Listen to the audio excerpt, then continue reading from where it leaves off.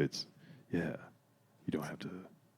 Very. I'm not going to do It's like I'm whispering in your ear. I mean, I really am. If you want to get technical about it. But. Well, yeah, I don't want to get technical about it. Yeah, let's not get that deep. Not yet. But I do want to. You know, we've been texting back and forth and now talking for quite some time. I feel like we should have been podcasting lunch and outside of the studio conversation. We should. That's why I tell people this all the time. It's like that's why I got into podcasting. Exactly. I was like, that's a cool conversation. Like I may not ever re-listen to it, but I can picture like, yeah, I'm jealous of like the producers in the room. Yes. Of all of the podcasts that I listen to, it's like the person that gets to sit there and listen to all of that live. And they absorb it afterward as they're editing. And here's the thing about like, I'm really big on positivity and speaking positive things out into the universe. You know, I believe that the more those vibrations of audio get heard, edited, you know, the more they get played,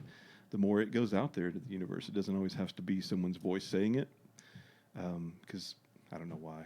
We can get into language and stuff like that too, but I think the more of that kind of thing that happens, that's how you literally change your reality. You know, that's going way too deep before we even get there. Yeah, okay, well, you know, Jason Lowe, ladies and gentlemen, on episode 33, Life Unraveled podcast. I got some other shows I do, but it's the open forum. This is it. We just talk about whatever, as we were talking about earlier. Cool. So tell just a little bit about yourself, and then we'll get back into, you know, conspiracy theories, the weird stuff, and Mesopotamian deities. Yeah, whatever we want to talk about. But so you are kind of a Renaissance man. That's kind of why I wanted to have you on the podcast. Cool. Because I don't know that I've ever been called that before, but well, I mean, like, okay, so like, what's a Renaissance man in our time? Like somebody that's in, like the things we're talking about. It's like, hey, you're doing these things that this whole other sect of people are rejecting. Yeah, you know. So, that's but true. it's just like I'm involved in a lot of different stuff. You're involved in a lot of different stuff. A diverse and interesting set of things. So, and I know you're originally from here, but have also traveled. And you're saying over lunch you've been to Scotland and some different things. So, just a little bit about you know, your background and stuff, man. To get everything going, dude. I've lived a crazy life for one thing. First of all, I'm 36 years old. I am technically unemployed and intend to be that way for the rest of my life. I'm not a slacker by any means. And in fact, the shirt that I'm wearing right now says hustle on it like 1,000 times, I think. Always hashtag Hustleville. Yeah, Hustleville. Yeah. I like that. I've never heard of that. You hear Las Vegas a lot these days, but never Hustleville. That's a good one, man. Yeah, I'm always afraid people are going to think I'm talking about like hustling drugs or something instead of like, I'm getting my hustle up over here, guys. Me too. I'm working hard. I'm grinding. Exactly. Yeah. But that's been kind of my life in Russellville, at least. I grew up in Dardanelle, went to school there, graduated, went to Arkansas Tech for a little bit, studied psychology. I'm trying to make this as brief as possible because these are the boring parts. I wanted to study psychology so I could help children who have been molested, you know, or like rehabilitation studies and counseling. Because I myself was a victim of that when I was 5. So, and I speak openly about it because, you know, of I don't know, I think it needs to be heard. People need to be encouraged. That I think is a lot of the reason. I mean, obviously it's a taboo subject, but I think that's a lot of the times. It's just like I was thinking about this. Core and I are about to have kids, where we've been talking a lot about it, and we're planning. Like, we have it planned out, right? Yeah. The clock is counting down more and more. So it's like as we get closer, I'm like, I just remember like when it was my dad's time to like, you know, have the talk with me about this and that and how he would not man up so and do awkward. that. Yeah. Oh, dude. And it's just like, man, then I started thinking about it. I was like, okay, yeah, no, I could see where that'd be a little weird. But then it's like, I'm trying to put in the thought work ahead of time of like, how do I deal? And man, did you watch that documentary, Leaving Neverland? No. Is it a Michael Jackson? Yes. Side note, my wife bought me a Michael Jackson shirt yesterday. Yeah. Which looks awesome, and I was going to wear it today. But we had talked before the podcast about maybe getting into some Epstein conversation. Yeah.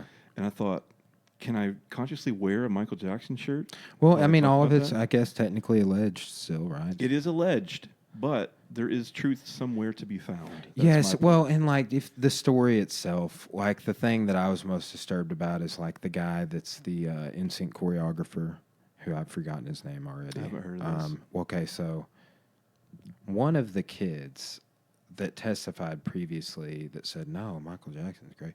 He was Britney Spears and NSYNC's choreographer at their height. And he was like a Michael Jackson prodigy when he Oh, was a little wow. kid. He was one of the kids that went on tour with Michael Jackson, all this stuff. Golly. And he like stayed with Michael for like a whole year or something. They lay out this guy's story and another guy's story in this Leaving Neverland documentary. I need to watch that. But like this guy had kids and just fell apart because it was like he was realizing what had happened to him. He never, until he had kids and was about 30 years old or something. And like I kind of empathize with it because like I'm 32 now, and like I remember even like within the last 18 months, like feeling like I was hitting new leaps and bounds, consciously speaking. I'm like feeling like I was still learning, still getting better at what I was doing, still taking new information, doing stuff with it. So I was like, man, okay, so this guy just really realized that he was a victim. Yeah. He didn't know. Like that's a possible thing, like for somebody who'd been abused maybe. Like Yeah. I never thought about it that way. But then also I was like, other people got abused because you said that it's just a complex. Yeah. And that's the mystery of it because, like, you now have all these people, I don't want to say lobbing accusations, but making accusations of famous folks 30 years after it happened. And my first, like, I'm a white male, you know, admittedly, I grew up in the South and I have. It's a bad time to be all the things that you just said. Exactly. Well, no, I wouldn't say it's, honestly. I'm joking when I say I know that, you, yeah. I know that you are. But I mean, it's worth talking about. It's not a bad thing because it's pulling out a lot of truths that we haven't seen. And like when I was talking earlier about having compassion and just wanting to help people, I think that's why I want to help so many people now and see where I've been at fault so that it doesn't happen in the future. You know, like that is the big goal.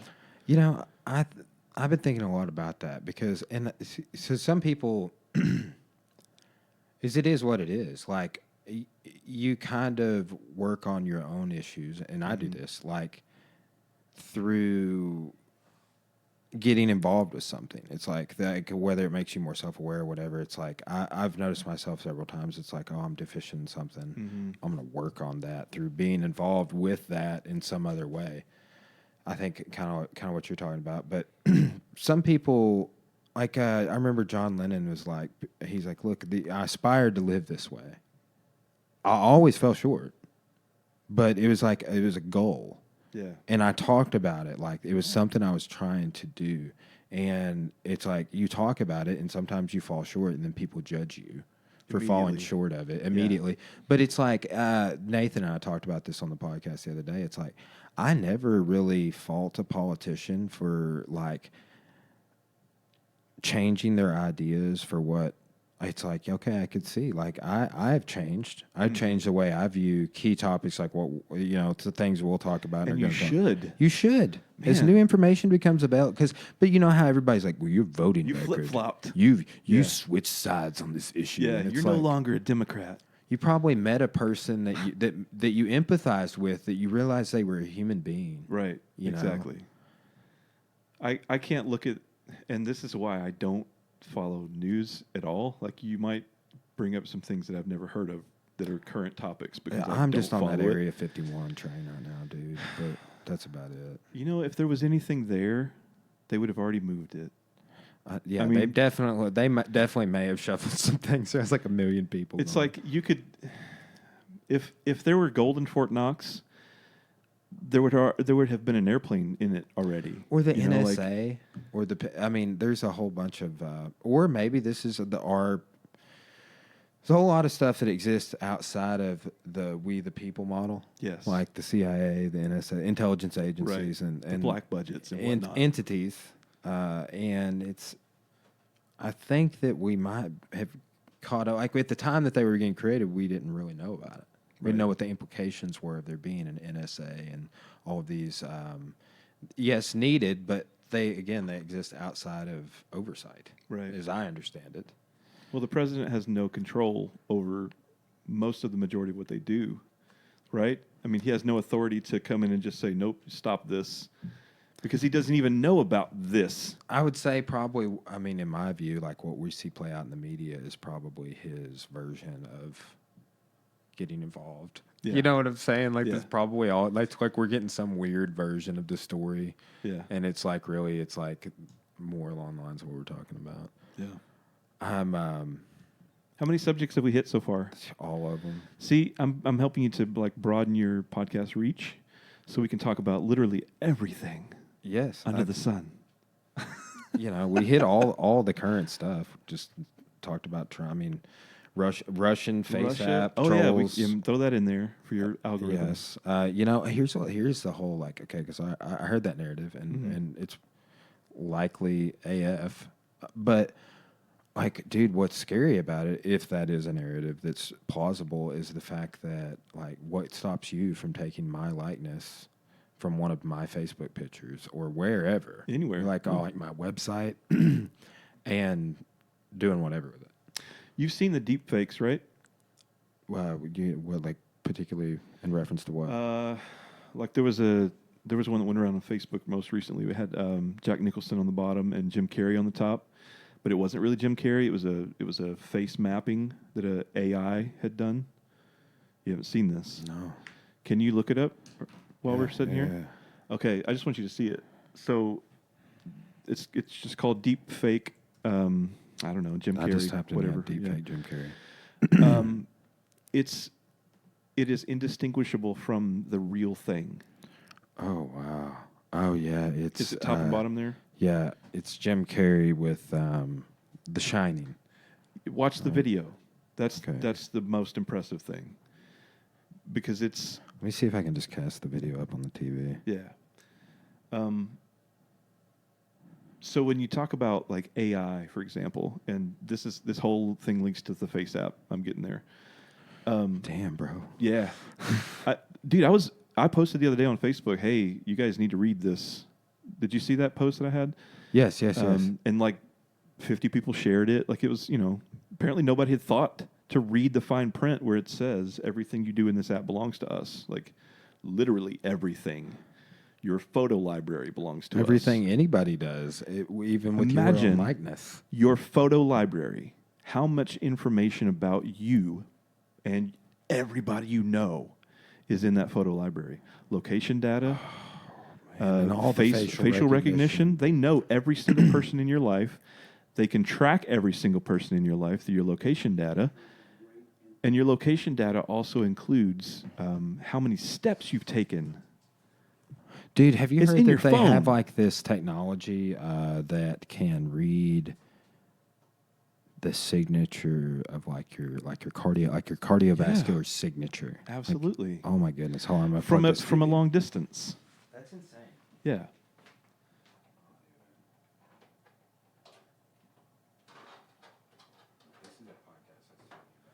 Sam, what's his last name?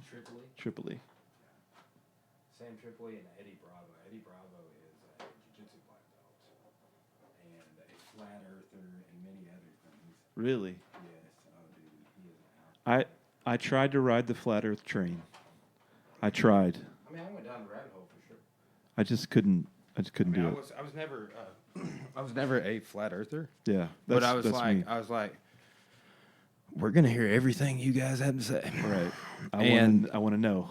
And when I was going down that rabbit hole, like I went down a dinosaur rabbit hole and a whole bunch of other rabbit holes. I was like, man, I didn't know. And here I am on Hollow Earth and all sorts of stuff. Hollow man. Moon. Now, like Corey and I've been watching Ancient Aliens in the evenings, and like I'm not even entertained by it. I thought I would be. That's what I'm at too. Because you used to be. That whole line of thinking used to be revolutionary, but now that you have expanded your consciousness a bit. Oh, there's an error with the video. Please choose another. Uh-oh. Come on now. That means a conspiracy is afoot. They don't want us talking about this. The Shining starring Jim Carrey Oh, deep dude. fake. Oh, so they edited in like a whole scene. Well, there's another one that's top and bottom.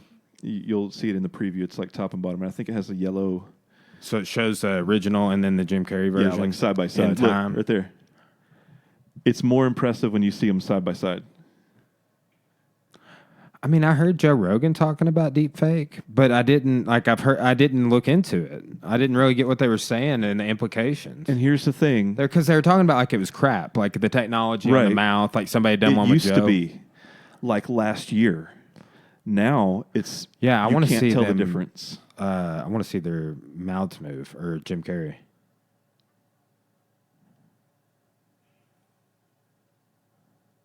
Such a good movie too. I haven't seen it in years. It's amazing.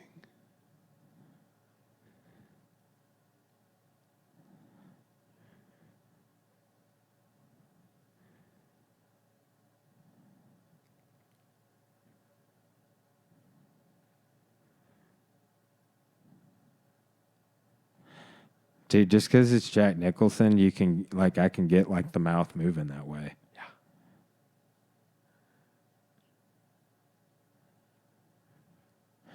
Yeah, you could see, but man, for this old of a movie, you wouldn't question it. That's the thing. They've gotten so good at it now that they can do like there's videos of Obama. You know, they've tracked over his speeches. Yeah, I've seen some of those, and you can't tell the difference. So think about what that opens up to people who would want to do anything even close to being bad. You know, like you could easily. Sorry, I'm talking over this, but you could easily take control over a network, for example, a TV network, and broadcast a special announcement from President Barack Obama. That would be nothing for a hacker to do these days. Yeah, that's cybersecurity on a whole other. That's a fascinating topic to me, and Yes. I'm glad that we are growing. There are all sorts of subsets of that in higher education now, emergency management, cybersecurity, hacking. There's a gaming, division at Tech. Yeah, I know. I'm so glad they started doing that because, I'm just all about. There is this lingering perception when I was in school, I think, that it's like, look, you got to figure out what you're going to be. And be that forever. And then also, like, I always tell people this. I'm like, when I graduated, when I was 19 years old, I was going to be a radiology technician, bro. Mm-hmm. Okay? You know what? That pays like $36,000 a year. And I was just like a perfect schedule on Monday through Friday and 8 a.m. to 4. I'm just going to take x-rays of people and make $36,000 a year starting out. And I only have to go to school for just like not even the whole amount of time. Yeah. And that is what people are doing right now. So that's what I should do. Right. And then I was just like, because, doing something you're just interested in that might not pay the bills was not a thing. It was an art degree, and that was laughable.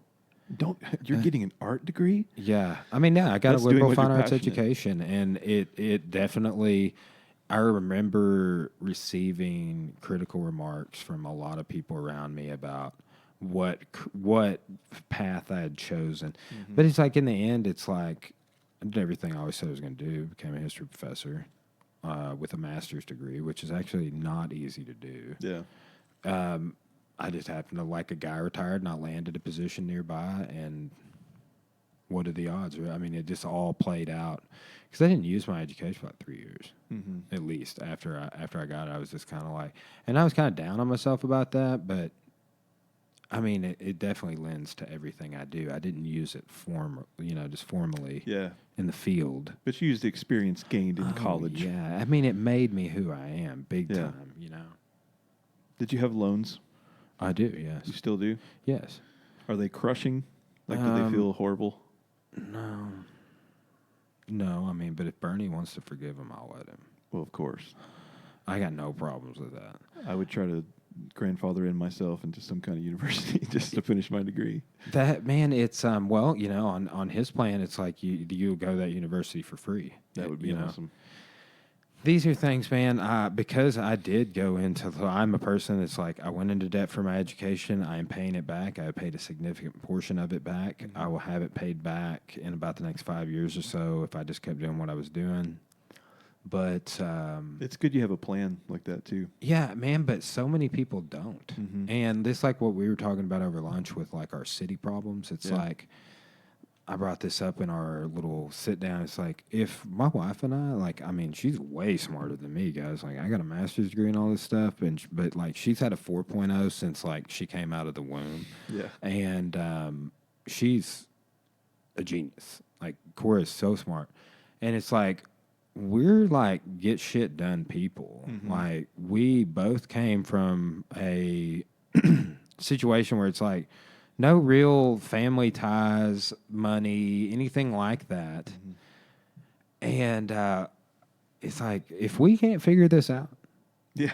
who can? Right. You know, I was telling this to another friend of mine's a professor, and he was just like, imagine if you were black. And I was like, damn. I never thought about it that way. But Yeah. then, like, but as soon as he said that, I mean, it was upsetting because I was like, I don't see any black people doing this around here. Yep. You know what I'm saying? I started There are a immediately few. thinking, I'm like, how many black people are running businesses in Russellville or are in a position like I am? I mean, there's some, but it's like, and two, our population isn't as large as some of the other areas, but it's just Yeah. like the diversity's not there. Is it proportionate to the percentage of demographic? I don't know.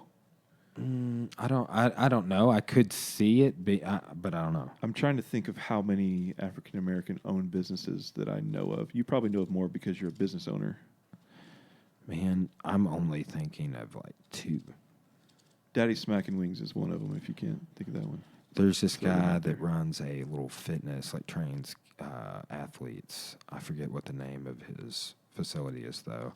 And I think he is over there by Valley Piano. Okay. Yeah. It's kind of like a CrossFit thing, but he does like what we do with kids martial arts, but it's for like kids playing football, baseball, basketball, stuff like that. Like he does private personal training and That's cool. yeah. So I mean, there's so much peewee football and stuff that goes on around here. I mean, it's not what I'm like.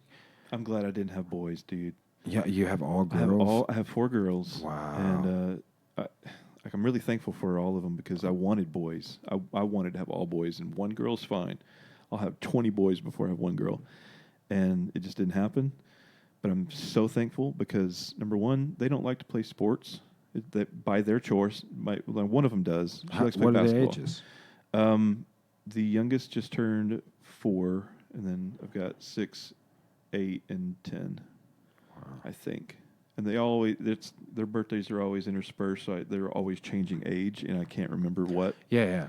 But anyway, they like to play indoor sports.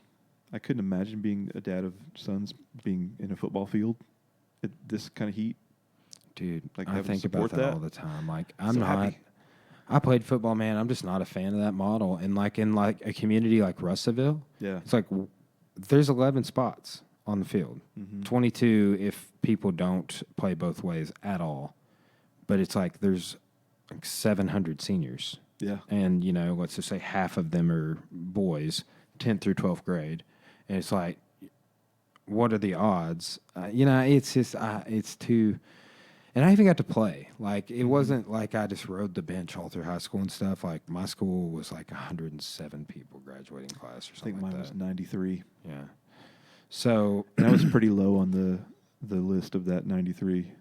I was too, man. I graduated with a 2.9 grade point. I was Yeah. pretty slackerish in math and science, but dude, in hindsight and having awareness about the things I do now, one, I think I have a learning disability. I don't have very good reading comprehension, dude, but I'm gonna remember the heck out of this conversation. You know, Yeah. like it's auditory. You're using different parts of your brain, yeah.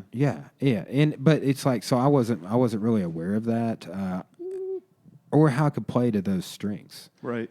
Like now, like I told you, I was talking about my Graham Hancock books. Like honestly, maybe the last. I mean, it won't be the last books I buy, but now I'm just gonna get audiobooks. Yes.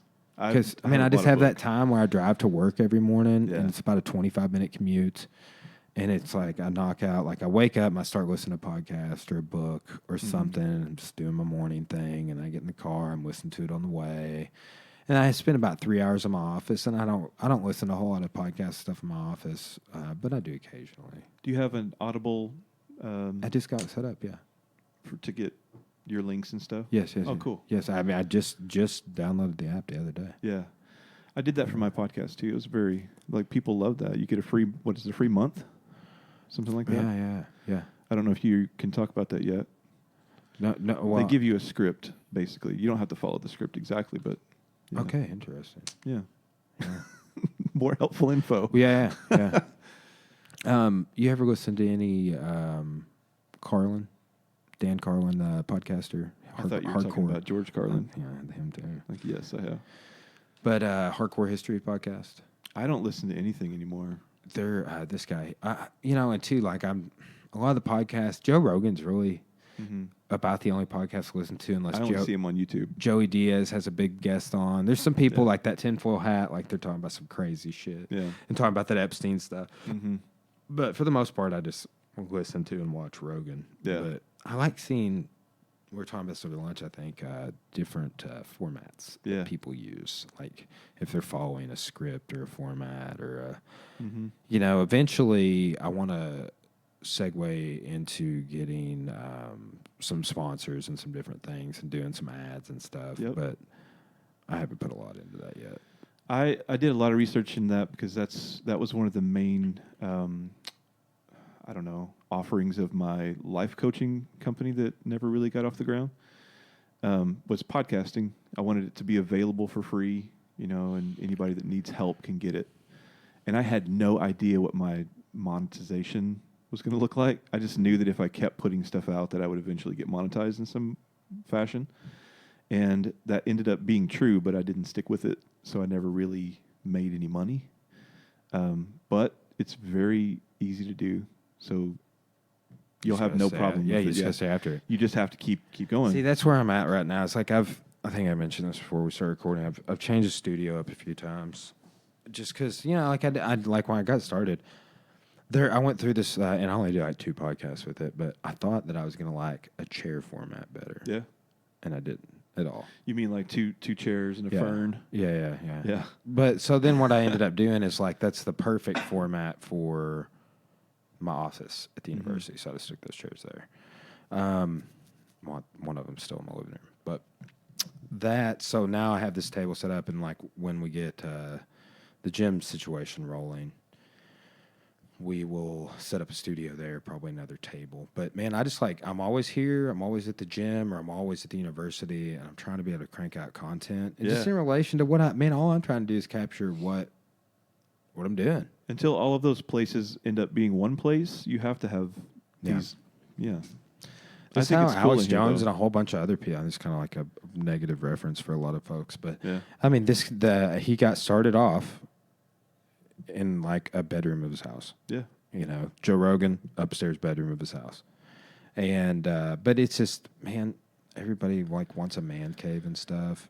Eventually I'm going to build a carport or something, but, in like a home gym and stuff. Cause man, honestly, I don't want to have to leave my house to be able to do anything. Right. Or I just want to be able to do the same stuff while I'm at the gym. Yeah. Well, here's something to remember in this. In your pursuit of the excellence, value, or whatever you want to call it, you have to give value in content.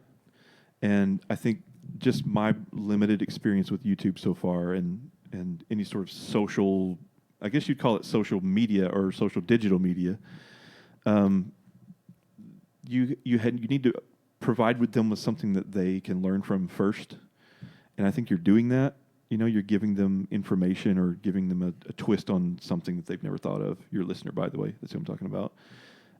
Where you are is not going to really matter. Like, you can do it on your phone. I know. It's good just you being kind of in the business, so to speak. Because, dude, I record, like, it's so easy to do it on your phone. Exactly. Like the vlogs and stuff I'm putting out.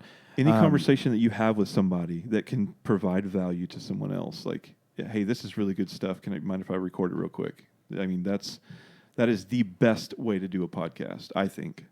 I would prefer that over seeing Joe Rogan in the same seat every day. Say, so tell me about this and that. And then they, the scientist talks about mushrooms, and then I've taken mushrooms this many times. It's almost predictable at this point. I love Joe Rogan, but I do too. But yeah, and I predictable. totally get what you're saying. Yeah. He even jokes about it. Yeah, he does. He gets it. It's like there are Joe Rogan stereotypes now. Yes. And memes and all kinds of Yeah. stuff.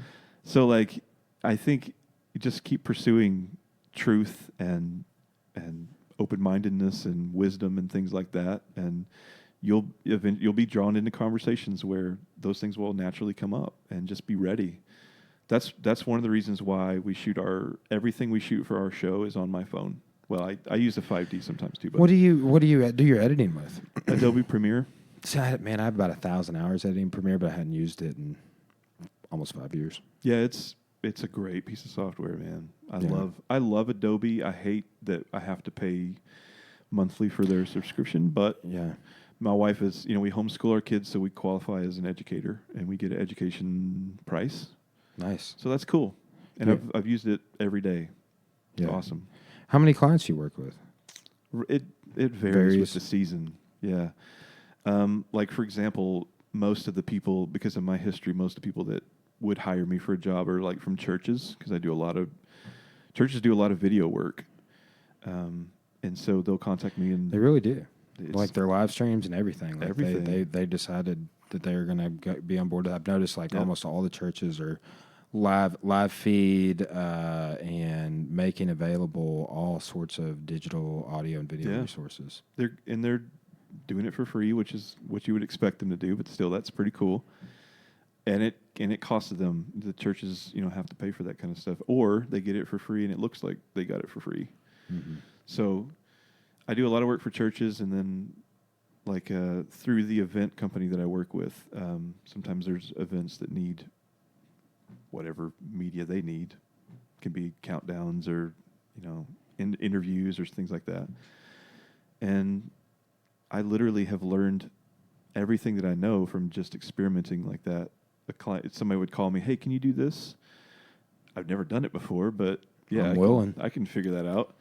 So and that kind of goes back to where I was talking about being a hustler, man. Like in my mindset that I have now, I just want to do whatever I can do to raise something up, And if I understand that the old model says that you have to work at it for 30 years or, start in as a janitor and you'll maybe be a CEO someday. Yeah, man, I'm just not with that myself anymore. I hate that model because it takes too long and it limits my experience in life. Like if this is the only life that I get to live here, I want to be able to say, yeah, I did video editing, and even those things are even trivial in themselves, but to say that I explored everything that I could possibly explore. And to say that I try to make a career out of some of those things. Like I let my creativity fly. And if I get paid for that, cool. Yeah. So that's how I learned video editing and everything that I've done since then. When did you get into editing? Or video in general? Man, I don't even know. Like back when I had to steal an editing software. And we've all done that. Yeah. I know I have. I had a buddy that served in Iraq, and he bought these DVDs that had like 600 or 700 pieces of software in it, and it was all pirated. And he bought it for like $10, and would give us copies of it. I'm admitting that, in public. Hope the CIA is not listening. It's a work of historical fiction. Okay, that's true. This is a story. This podcast is fused with history and fiction. This is a dramatized. Yes, we're on a script right now. Yeah, exactly. We wrote this ahead of time. I forgot my line. I think we're taking an intermission anyway, so and we're back. No, that's it. Well, so that's just like kind of like you're like, what we're going to chat about, and I was like, well, dude, we live in a digital world. Yes, like I actually I refer to this as the digital age. Mm-hmm. Like there's the age of enlightenment. There's the age of Napoleon and the French Revolution, or all these ages in history. Mm-hmm. It's like we are living in a digital age, and it's a unique time. It's as unique of a time as the printing press, or like is the oldest writing that we have. Because it changes the world, totally changes the world. And in what ways, man? Have you been following this Elon Musk? I was going to bring the that up if brain you didn't. link. Yeah, What do you Neuralink. think? Yeah. Oh my goodness. What do you think about that? Okay, so I can't say I've done this because I can't take credit for it because it's been done by authors for years and years. But we've all thought of a time when you could blend yourself with a computer, like and become. Remember the movie Weird Science? Yes, exactly stuff like that, man. It was like 84 or something. We've always been like, ooh, what if that could happen? And never really considered what if that could happen. Like, it is weird how these ideas get introduced to consciousness from the Mesopotamian deities, and then insane. they become real. Yes, it's a joke. Mildly. We wanted flying cars.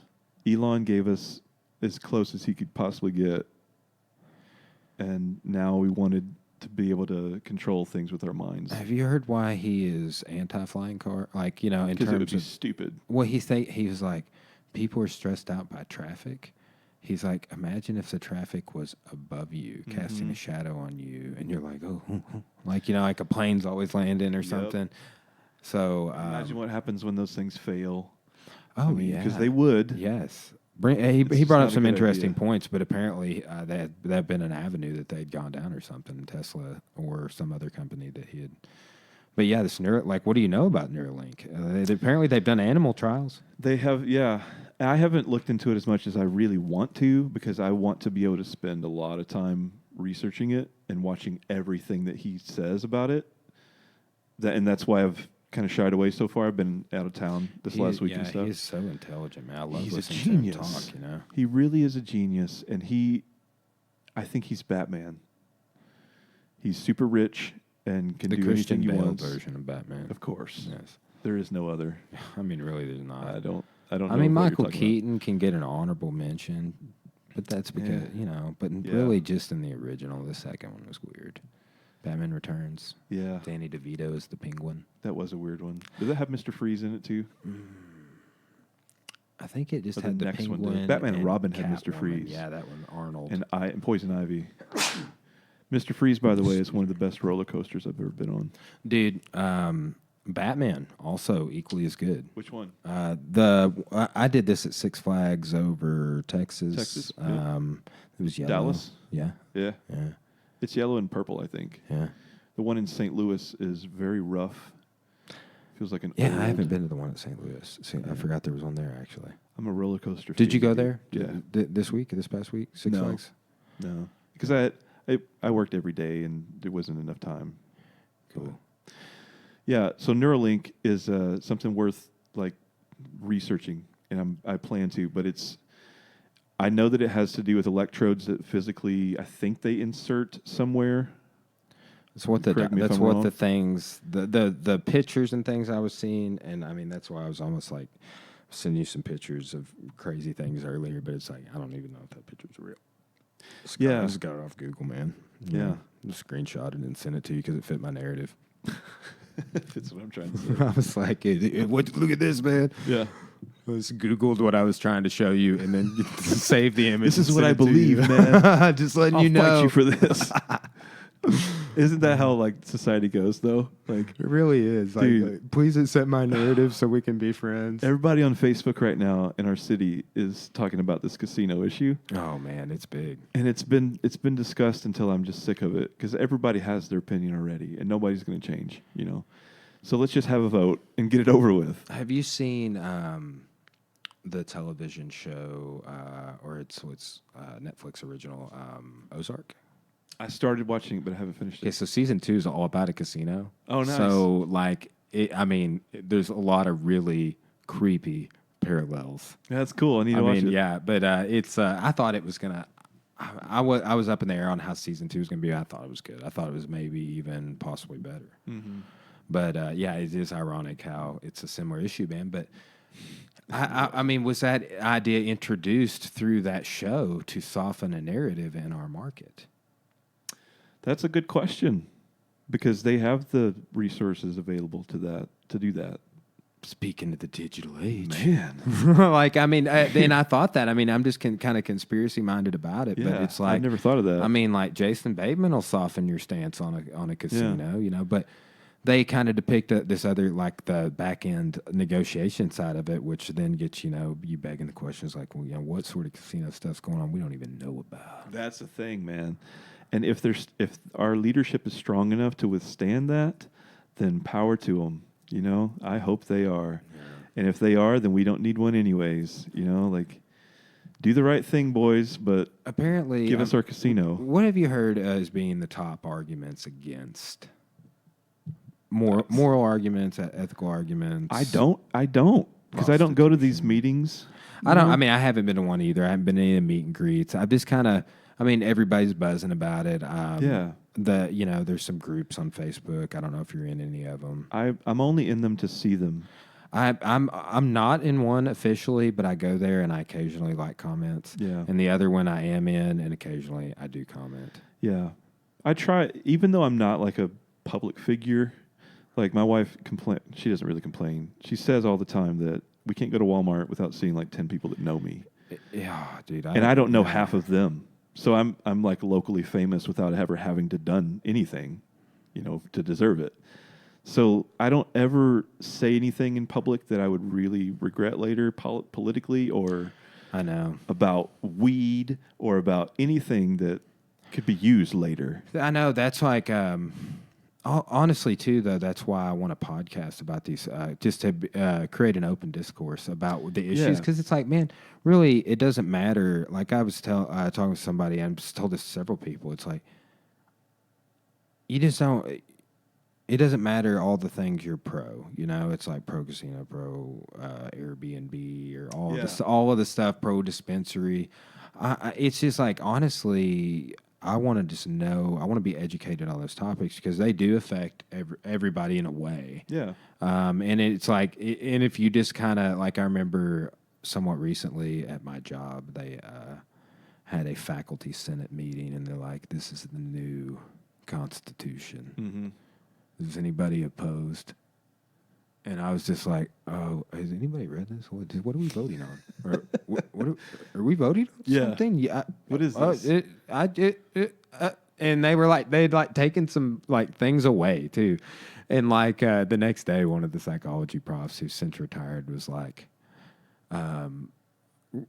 reading this story about these monkeys who were given nuts by their caretaker and all this stuff, and how they were like pissed about the nut routine changing, so they moved it around so it seemed like they were getting the amount they were previously, but they were getting. And he was like reading this psychology book that everybody that walked by, was so funny. But like it just like everybody was passive about it. Everybody, like the morale is a little bit low in some areas, and everybody's just like, yeah, whatever. We don't want to be at this meeting, right? So can we get the show on the road? It's not worth rejecting.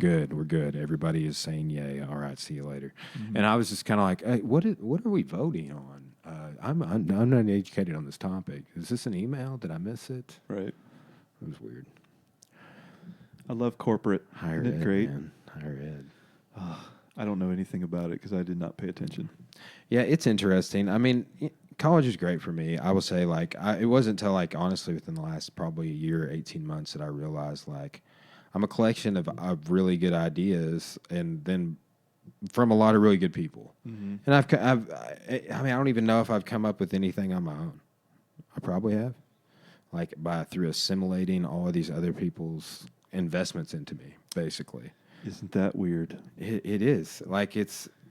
I didn't because I went through this weird period when I wasn't using my education, and now that I am, it's another weird period. So it's like, how do I interpret the polar opposites of the two? And it's like I just realized one day, I was like, man, like all of these people that are still my mentors, a few of them, or that I talked to, or that they inspired me in these ways, like they put, like, I have their ideas, like they put like their interpretations, and it's like that's who I am now.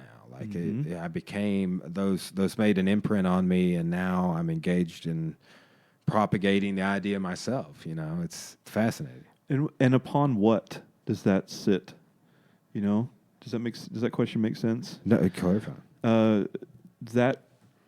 That personality or that belief system or that whatever, that way of being, who you are, upon what does that rest? Like, where is the soul? Where is the thinker? You know, like that. What is consciousness? What is consciousness? And you know we're going to go there. I mean, my goodness. But I was just reading Ram Dass's book, Remember, Be Here Now, and it just talks about how he used to be a psychologist and worked at Harvard and had all these appointments and stuff, and then he took acid, and it totally like changed his direction in life to becoming a monk, basically, and teaching thousands of people like Buddhist ways of thinking. So how is it that our personality is built so much on the people around us and the things that we're taught? Why do we accept those things as true just because we don't know beforehand? Like, why is it the first thing we hear is, oh, that's truth, I better follow that. And anything else that comes around later, even though it might be logical, we reject it. We don't look into it. Why is it? Is that evolutionary or is that social? There's a lot of things to chew on there. No, that's a fascinating topic. Because really, like, I mean, how many people are into epistemology, the theory of knowledge? Right. You know, because I just actually touched on. You ever think or talk about moral relativism? Yeah. Or like just relative Story of truth, my life. like I mean, because you kind of hinted about it. It's like I always do this little thought experiment with some of my students. I'll write 2 + 2 = on the board, and they all say 4, and I write 5, and I'm like, but I'm here to convince you that it's 5 today. Yeah. And then I use all of these other examples of how things have changed over time. Yeah.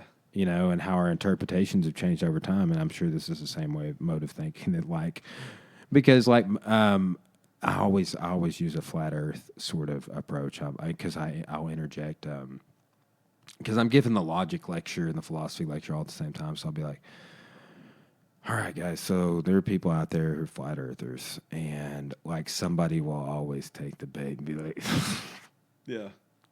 And I'm like, okay, so you the laugher, tell me what you think about, well, they're idiots. They're idiots.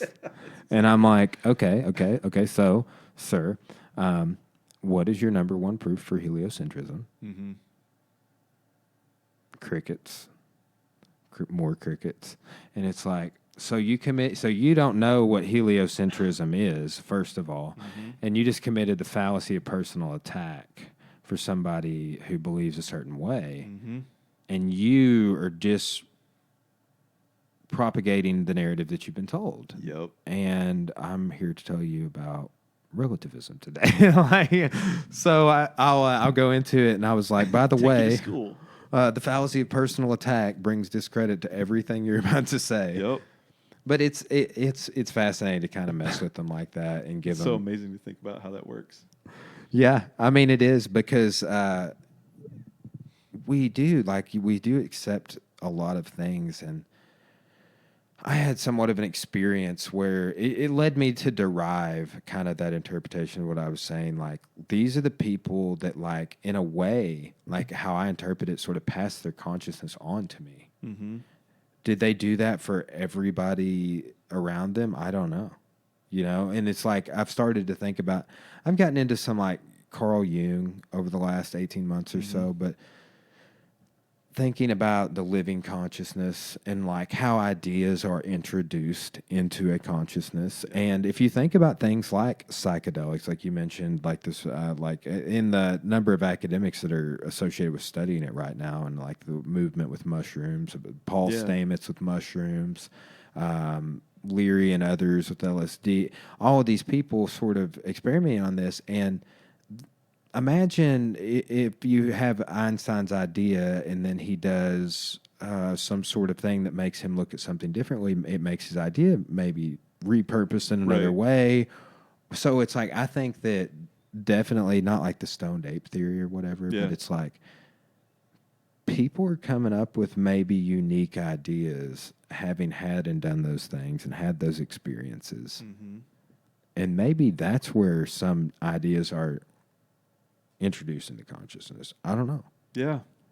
Well, and we are asking questions as a species that have not been asked for several thousand years. I mean, think about that. No discredit to Jesus. I mean, by all means, he great teacher at the least. But when Jesus came on the scene, like that's about the time when things just started to change from, Oh yeah, like that sort of thing. There's a Universal illustration on the Shaman, wall. Yeah, Jeff Wood. Like that's what it was. I know. I'm fascinated by studying shamanistic culture or Yeah. the culthood of Amun. Mm-hmm. There's this place in Egypt called Miro. It's way down south. It was this sort of I don't know if it was the capital, but it was a very big settlement for these Nubian Kushite, these black African pharaohs, not like your Arabian sort of Egyptian type. And they had a different culture. They wore leopard skins. They carried spears and stuff. So you looked at them and like culturally they were different looking than the Egyptians at the time. But they allied with the cult of Amun, and they built these little tiny pyramids. And I don't know what they're all about. I'm gonna have to look into that. Miro, Miro, M-E-R-O-E. There's pyramids on the screen right now. That's actually cool. Oh, I've always dreamed about going there, man. I'll go someday. I really I want to climb the Great Pyramid. Yeah. It's probably a bullshit thing to do. You can get arrested for it, but people do it. That you pay the guard. A buddy of mine's done it. You just Nice. pay the guard like $20, and he's like, "Get up there. Here you go, man. Look the other way. Don't tell anybody." Oh, have you heard the theory? And since we're just going crazy here, no.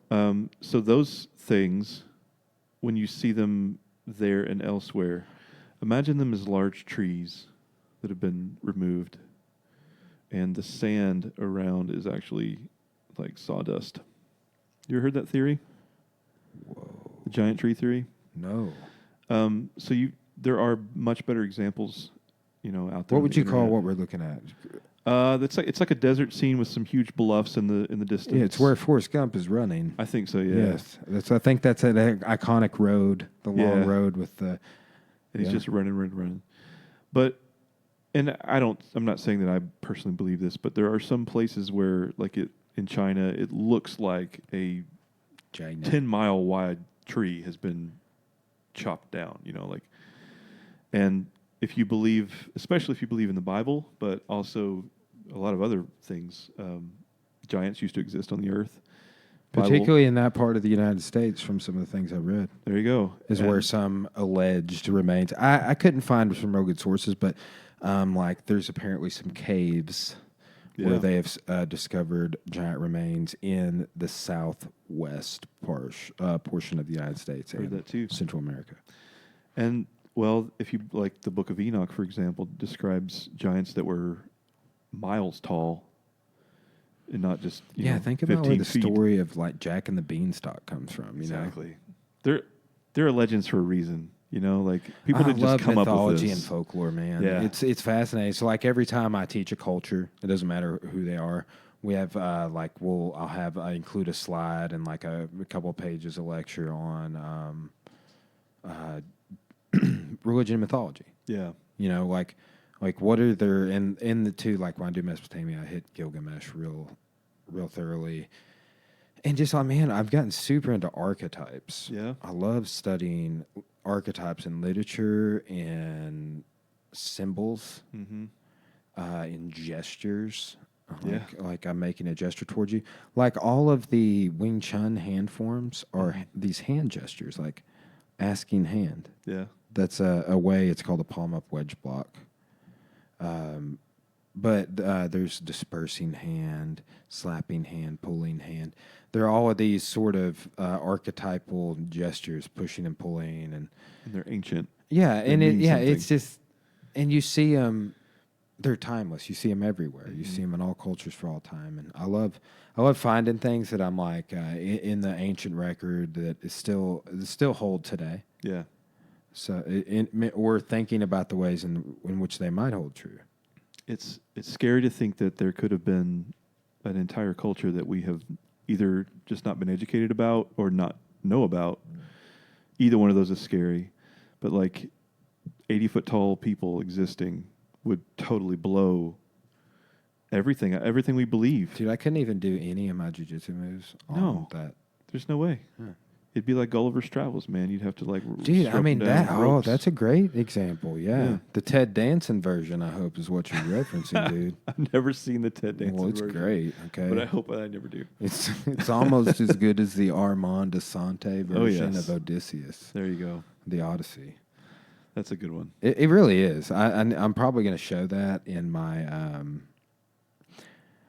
with the paper that I have these kids do because they're just college freshmen, most of them. And it is we take a work that's based off of history, so like Troy or 300 or something like that, and it's like, where did they go wrong?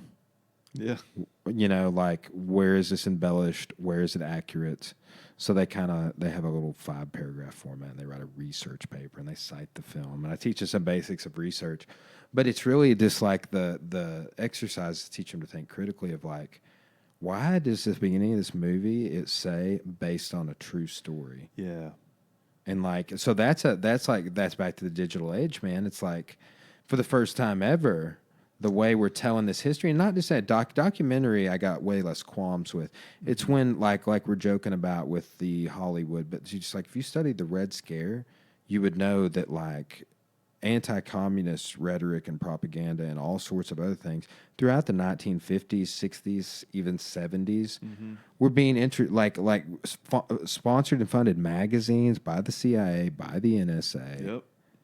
And it's like, where else because it's like, how do you soften a market on an issue that's controversial? You know what I'm saying? You make it feel like it's their idea.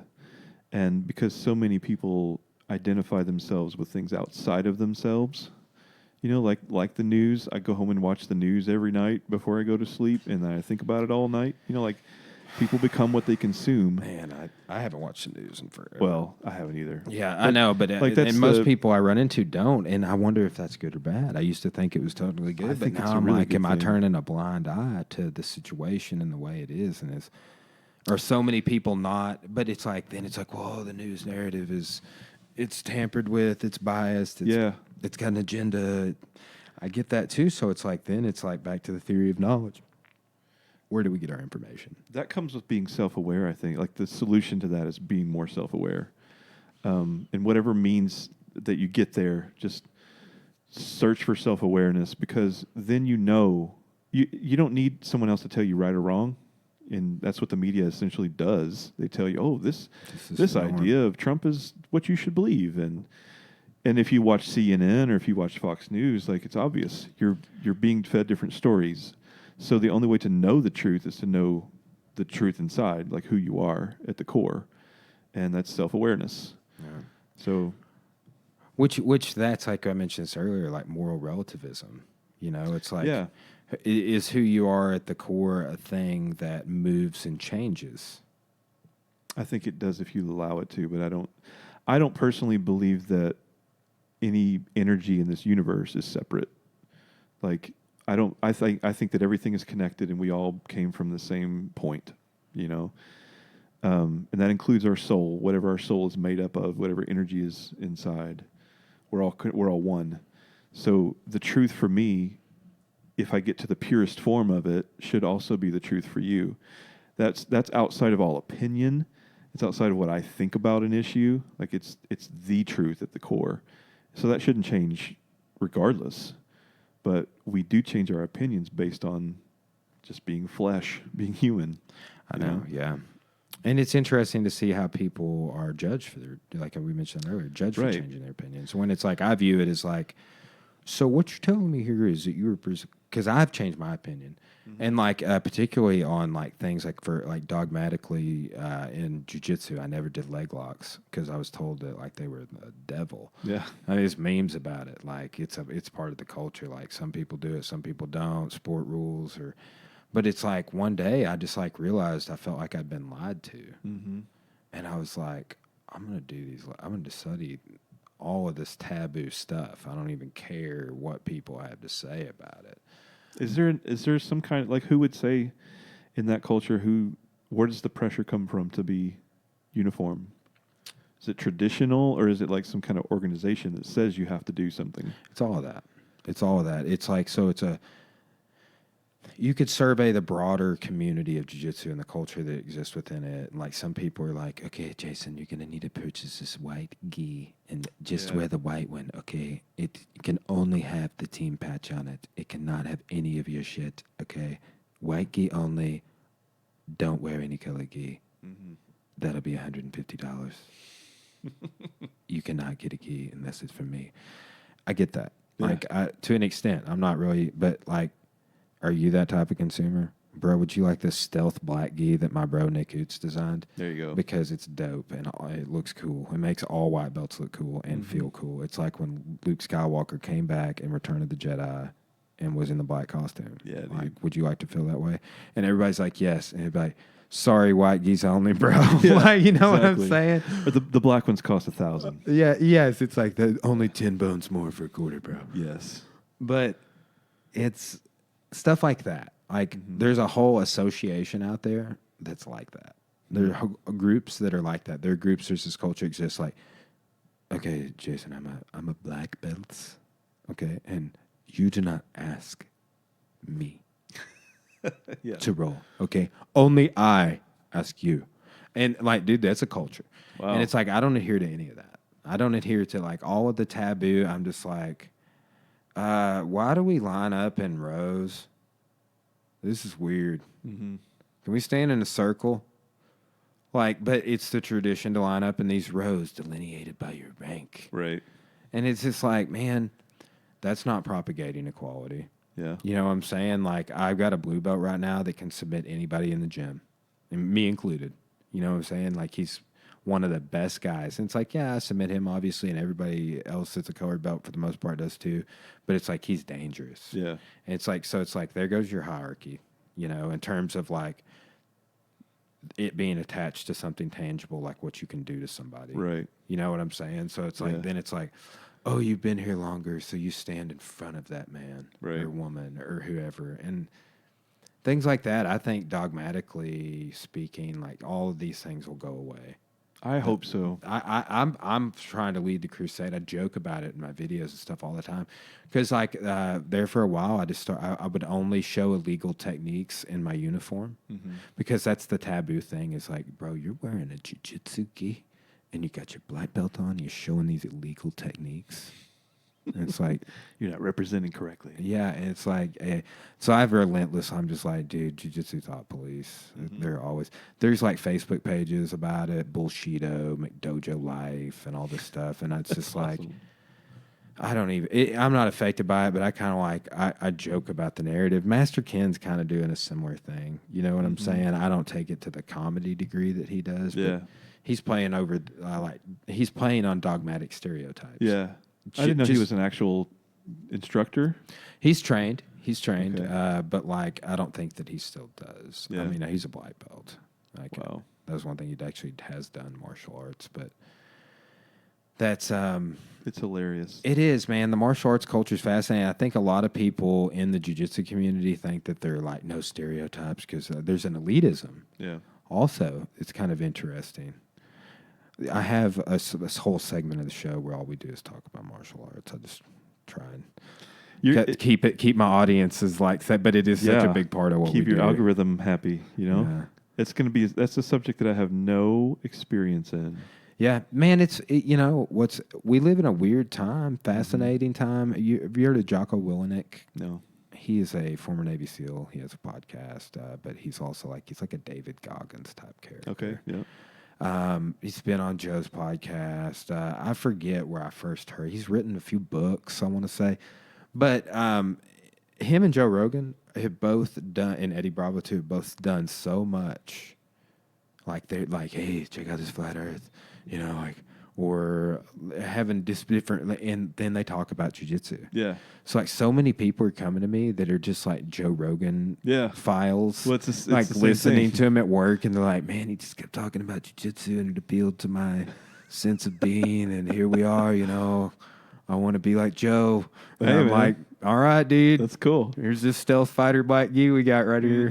Make you feel cool like Luke Skywalker. Look like Tom Cruise getting off the jet. Dude, new Top Gun movie coming out. I have not even seen that trailer yet, but I hate it when I have to go work because like I don't have time to sit and watch a trailer or anything because everything's. Dude, we do editing is events. such a time-consuming thing, bro. It's crazy. That's why I'm so glad to hear that you do things on your phone a lot of the time. Yeah, I try to be minimalizes. Yeah, like I can still be with my family. People say that you're not really with your family if you're on your phone, but I feel like I balanced it well. Do you have an app for Premiere on your phone by the chance? There's Premiere Rush. I don't use it for editing, but I use it for all the social part of it, the Insta and the Facebook and the marketing part, because part of my business is doing marketing for clients and stuff. What all sort of services do you actually provide? I say it's anything that you would call digital media. Content creation. We create content. I'm pretty skilled with writing stuff, so I've written blog posts for people. Anything from that to writing scripts for commercials, actually filming commercials, websites, anything digital. I know enough about it, or I know someone that can do it, and I can put those things together. I just want my company to be, the digital media powerhouse that Russellville deserves. Man, media firms are going to become more and more of a thing. I've been thinking about media firms for like 5 years now. You ever follow Gary Vaynerchuk? I'm a huge Gary Vee fan. Dude. Yeah, and I can't make the jump from me to company. Like I've never been educated in any form of business. Man, I almost got was it Nathan that was saying he got a business? He had a business background. Nathan George, yeah, he's really smart with that stuff. Because here's the thing, like I was telling Corey last night, I was like, you have your black belt in business, and in different ways, I do too. But like all the things that I suck at, like not going to tax jail. Yeah, you know what I'm saying? Right. Like accounting, budgeting. Like Cora does that whole side of the business, and I like show up and teach martial arts like a bum. But you're pretty lucky in that. I know she's so good. But for the most part, if I didn't have her doing that, it would be extremely difficult. I would have to hire it done. I would have to hire somebody to do the books and stuff like that. So that's the side of owning a business. But I've always kind of looked at it that way, and I've even told her, I'm like, if you not doing this alleviates stress and you're able to do more strengths, kind of like Gary Vaynerchuk says, like triple down on your strengths. Yeah, like I don't give a damn about your weaknesses. Like let's not even talk about those. It's something negative. Yeah, like let's just focus on what you can do. Right. So, but like luckily, it's weird because with Cora, like my wife, everything that she is like really good at, I suck at. Yeah, and everything that I'm really good at is like her sort of point where she doesn't quite feel confident. Yeah, and it's interesting because for me, and we're polar opposites. So like I actually was like the other day, I was like, I'm not smart like you. You're so smart. And she's like, you're a college history professor. You always know some information. Pull it together, man. And I was like, I'm not smart like you. But I really felt that way. But then her subjective reality is like, I'm not smart like you. Mm-hmm. And it's like both of those statements are true. Yep. We both really lean on each other in the areas that we are weak. Right. So, but that's, I think, why we're a great team and get a lot of stuff done and made it as far as we made it. Yeah. I think that could be humanity's story as a whole. Like, if we would all be that way together, how much could we accomplish? Yeah. I think about that a lot. There's so much division, and there's so much just unneeded anger. Oh, I was telling somebody this the other day. It's like, and I mentioned this to you earlier about like having to make political posts because building a building is a nightmare. But it's like, I'm not trying to create any divisiveness with anyone. It's like, oh, you don't want there to be a casino? Cool, dude. Just don't assume I think like you think, right. or whatever, or expect me or require me right as a part of our exchange to think like you think. Right. It's fascinating. I'm not gonna agree with you just so I can be your friend. I know. I've recently have gone through that with a couple of people, and it's just like, That's like my principles don't line up with that. So like I can't. Sorry. I don't ever unfriend, but I unfollow a lot. I know. I'm glad they made that an option. I think they Yeah. realized because like I used to kind of feel like an asshole for unfriending people. Not really, sort Yeah. of. But now I'm just like, oh, I don't have to. It's almost like They don't even have to it's know. almost a bigger digital slap in the face, man. It really like, is. Like, yeah, you can still look at my life, but I'm refusing to look at yours. Exactly.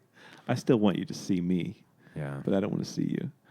Well, then that's exactly what I was about to say too. That's exactly the reason why I do it because I'm self-aware enough to know that most of the things that I post are positivity, and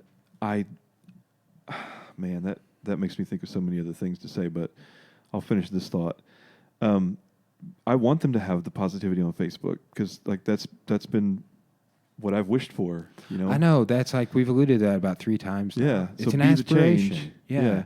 But yet I don't want to have to intake all of their just random nonsense because it's mostly nonsense. So that's why the unfollow button exists, Thanks, Mark. and we're better for it. Thanks, Zucks. Yeah. Give me some money, man. One thing you did good, at least. I don't know, man. I'm back and forth. Like we talked about this earlier. I don't know if we're recording, but like, I have Facebook. I have to have it for my business. Like it's and everybody's always talking about it's on its way out. It's this, that, and it's like I see no signs of that. Like I'm getting neither. more leads in our inbox than ever. More people are hitting me up than ever. We're getting more reach than ever. Yep. And as a matter of fact, like I feel like I understand more about digital marketing than ever. I was commenting with the score the other day. I was like, I just feel like I didn't view, like, why did it take me so long to think about it this way? You know? Yeah. And she's like, it's only been a thing for like less than 15 years or something. And I Yeah. was like, all right, yeah, that's true. Think about how long it took for like newspaper advertisements to get to where they are now. You know, papers have been printed for what, a couple hundred years probably or longer. Yeah. So it takes a while for any new medium to figure out how it's going to monetize, and it has to equalize over a certain period of time. And social is getting to the point now where people like you and I, who aren't big business owners and corporation owners who have staff to do this, we get to figure it out now. And it just takes a while. That's just where we're at.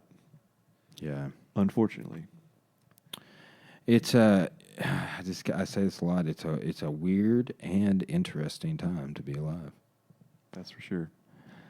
I don't think it's half as interesting as it will be when my kids grow up. Oh man, I remember when I was like a teen, like looking at my dad and being like, dude, you do not get what's going on at all. Right. Like when we were, because I tell people all the time, I'm like, yeah, I remember when Windows 95 came out. I had that computer with that PC with that operating system on it in that year. Mm-hmm. And it's like, it's weird time. Like, and now it's like people, I saw this meme post the other day. It's like you used to, like, the internet has become already making this transition to where it's like, oh, we got to get rid of our phones and go out in nature. And then, like, before it was like, oh, I got to escape the world and get in the internet. Like, I'm escaping everything else. It's stressful. I'm getting in the internet right now. Yep. And now everybody's like, oh, my phone. It's taking over my life. I got to. Well, they realize the truth inside. You know, everybody has that light that permeates the darkness of our phone. Yeah. So, dude, it was Mario 3 for me when I was a kid, bro. Yeah. Played it too much. Yeah. Excite Bike and Mike Tyson's Punch Out. Yeah. I remember getting in trouble because like my dad was out of town and I was like, I'm on the last level. I will not talk to him. Yeah, tell him to wait. But yeah, it's like he's calling long distance. Yeah, I know. It was like that was when it was like a big thing to call long distance. You know, we're talking like early 90s. And call 1-800-COLLECT. This is expensive. I remember like calling my parents from the movie theater one time, being like, I'm ready at the movie theater, come get me. Yes. And it would like tell them instead of my name. Yes. And they would like not accept the call and come get me because I didn't have a way. Like I would spend all my money at the concession stand and not have a way to call them. We all lived the same childhood. A payphone, man. In America. Yeah. I saw a payphone in South Dakota. There's a couple of them that's still in Russellville. I don't know if they work. They're still in Russellville? There's a couple of them still around. Wow. Yeah. My kids wouldn't know what to do. Yeah. I don't think they've ever picked up an actual phone that has dial tone. They don't know what that sounds like. Nathan and I were joking about the kids that went viral because they were from around here. They couldn't do the rotary phone. Yeah, I saw that. It's funny. Like, actually, a friend of mine from Clarksville that we're eating dinner with them tonight, she teaches at Clarksville Junior High. It's a junior high. And that was some of her students. Man. Super funny. And it went viral too, man. Oh, yeah. It was a big one. I saw it on a few different sites. Wow. I didn't know they were from around here. Yeah. Cool. You must not be from around here. Boy. What time? How long do you normally do this? Man. When do you need to get off of here? We'll probably start wrapping it up. I got to do, it's about 3:30. Man, it varies. I just kind of work with people's schedules. Like today, I'm off. I'm not teaching any summer school or anything. Cool. I do we're going to have some dinner plans about 5:30 or something. I think I'm going to run over to the gym, just kind of touch base there. Cool. I feel weird if I don't go there at least once a day. Yeah. Plus, there might need to be some coffee in my future. You might need to put someone in a lock. Yeah. While you're there and just or choke. You never know when. Do you ever do that just to do it? Like, is it just fun to walk up to somebody and just? I reserve wrist locks for those exchanges. Do they hurt the worst? Is that what you mean? Yeah. I don't want to find out, by the way. Don't show me. Yeah. Wrist locks are painful, but here's the thing, like everything can be painful. You're supposed to tap before it hurts. Mm. Not always something you can pull off. Yeah. But, man, yeah, I don't know. It's interesting. Jiu-jitsu people have weird little quirks about them, like snuggling with my wife's not the same as normal people. Yeah. Yeah, like I've accidentally choked her in my sleep before. Yeah, I bet. Like I was showing, like I remember perfectly. Like I'm teaching jiu-jitsu the same method right now. It's like a different way of teaching. It's where you take a move and you do it from all positions instead of being like, we're going from this position to this position to this position to this position, and we've hit them with a submission. And we got these other options right here. Mm-hmm. But where I'll just kind of take a move and just like highlight it from all areas. I forgot where I was going with that. Other than I'm doing Bravo chokes that same way right now. You were talking about choking out your wife in your sleep. Oh, yeah. That was so I remember the class I taught vividly. It was a gift wrap class, and I showed the gift wrap, which is a way of taking the back and choking somebody from all the positions I knew it from, which was like 6. And that night, I totally gift wrapped her and took her back. It's something you do to somebody when they're like on your side, laying away from you. So like you could see like the kinesthetic, like you feel that, and like jiu-jitsu is very feel oriented, man. You ever thought about getting any training? I know we talked about it a little bit. I wanted to do MMA for a long time, and my part in where I'm at in life just doesn't allow it. Yeah. You stay pretty busy, work some long days? Or? Yeah. And I was on a fitness kick for a while. I got down to like 255 or so. My goal was 235. How much you wear now? 265. No. How tall are you? 6'6". Yeah, I noticed that you were one of those mid-level giants. Yeah. And I started out at my heaviest I've ever been was about 320. And this time around, I started at 295. I would not have thought you'd be into you, dude. I'm kind of intimidated by you, man. Yeah, Are you? I mean, I'm like a bull ox or a bull moose or whatever it's called. Like I'm really strong, but I don't look like it or lift weights or anything. It's just I was fed well. Yeah. When I was a kid. You watch Game of Thrones? No. There's a giant in there, and he passes away in like the Hodor next to last season. No, Hodor's got giant's blood though, but this guy's name was Woon Woon. Okay. And dude, I'm not gonna lie, bro, I'm crying when he does. Yeah. Like it's real sad. Ramsey Bolton kills him, and Ramsey Bolton's a real asshole. That's all I can say about that. That's always worse when your TV hero dies. I know, man, and it's jerk. just like he was such like that gentle giant sort of depiction. That's how I am too. Yeah, I can get that. I've thought about another life where I was a Buddhist monk on the top of a mountaintop. I could totally do that, but I love my family too much to do that. Man, it's wild to me how many martial artists go down that path. Yeah, at one point or another. Mm-hmm. It's such a dedicated art. And that's a lot of discipline. Yeah, that's why I've kind of the older I get every year in, I understand it more and more. I'm like, yeah, I have the same problems as you. over their new student Yeah. with that. Right. Yeah, bring your hands back to your face, bro. Yeah. Like, it's easier said than done. I'm struggling too, okay? That's why we have to discipline ourselves. Yep. So that's like situations like that. It's like, yeah, it's easy to not bring your hands back to your face. So just do that. Just bring them back to your face. Oh, it takes discipline. Yep. And doing it over and over. Well, and then you apply that to all these scenarios. Like, oh, yeah, you forgot to get the underhook when you're passing the guard or whatever it is. And it's like, that's why this is happening to you. That's why so many people don't try meditation or don't stick with it. Like, get some moments of feeling uncomfortable. Well, it's because meditation takes repetition and dedication and just time. There's a lot of personality is like an onion. We all have the different layers and stuff to get through, and that's what meditation helps you to do. But when people try meditation, they see themselves sitting there and wasting time. See, I heard somebody describing it somewhat recently. I can't remember where, but they were basically saying, it was that naval guy I was mentioning over lunch. Don't attach anything to it. Exactly. Like, don't make it like you have to do it for 20 minutes. Don't make it you have to think about this. You have to sit this way. Exactly. It's not that. You ever read John Maxwell, How Successful People Think? Not that one in particular, no. It's a quick read or an easy listen, and he basically, like, the big takeaway is like, look, you have to have some time in the day where all you do is think.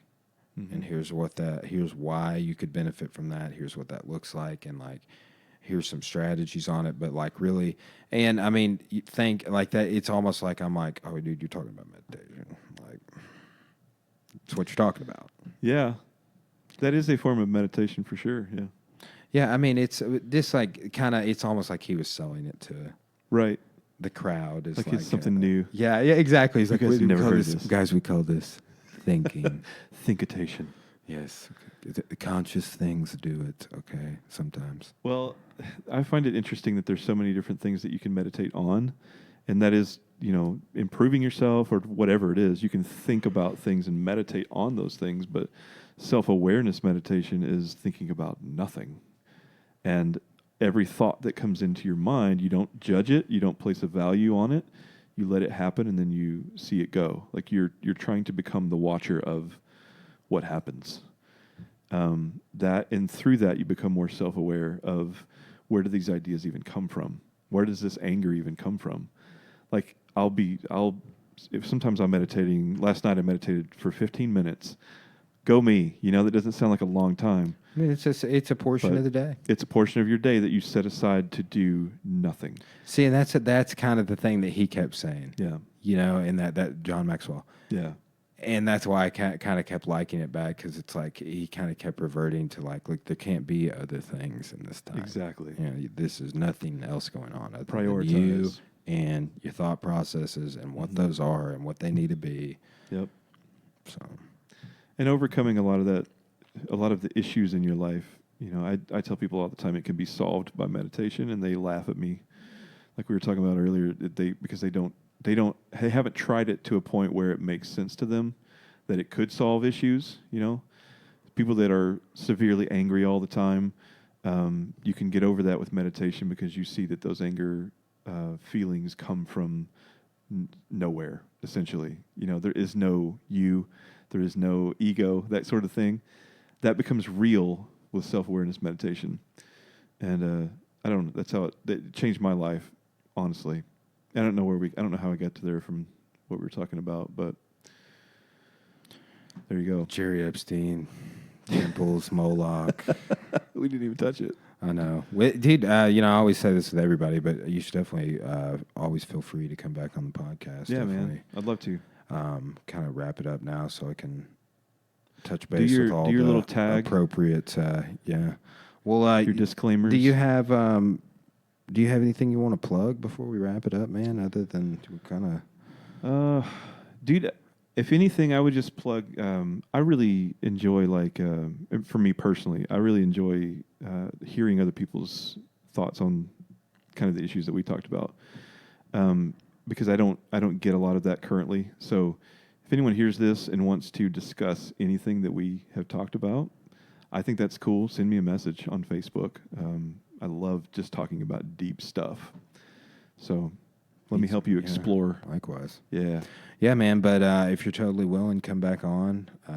It's been nice getting to sit down. It's actually the first day we've hung out. Yeah, man. I think you just probably, like a lot of people right now, saw me bitching on the internet about my city problems. So sorry we had to meet that way. Well, it's. But thanks for empathizing. You know, absolutely. at the end of the day, because I think that's kind of like why we started chatting. And then I was like, oh, we got a lot of similar interests. It's kindred spirits. They always find each other out, man.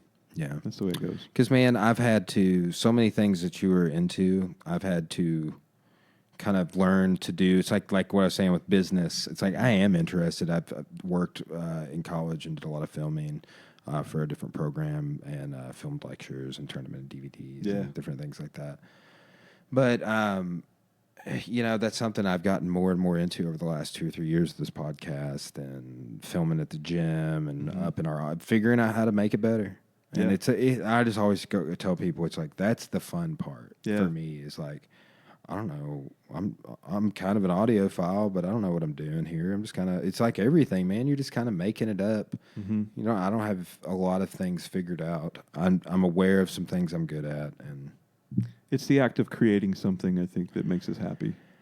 It is man. I can't even quantify those feelings to people that don't have them. But it's like it's like something that must be satiated. Yeah, you know, it's like a disease. I feel like and my wife has even told me this, it feels like my pursuit of creation feels like her existence of pregnancy when she was pregnant. She feels like that's the same that I feel. Like those feelings are similar because when she has a child, there is a connection that I will never understand. And for me, content creation is that same way. I can't explain to her why I love doing what I do for almost zero money sometimes, but it's because of that need to just give and be and create from nothing. Mm-hmm. That's a deep subject that we could talk about next time. Yeah, man. Well, I would love to. I'd love to have you back on. So yeah, man, it'd be awesome. If you have some time, we'll get scheduled for sure. Absolutely. So. All right, man. Well, thanks for coming on. We're going to go ahead and sign off. This has been episode number 33, Laugh Unraveled podcast. If you are listening, you can follow us on Podbean, Stitcher. I'm pretty sure we got taken off Spotify because I didn't make some conversion they kept emailing me about. I didn't really want to be on there anyway. They pay like crap. Mm-hmm. Tool's on digital media now, though. So new album coming out in August. That's cool. That is cool. Yeah, I know that. About time. But that's that, guys. Thanks for listening. Check us out. Give us a share, thumbs up, subscribe to our channel and all that. We appreciate the support.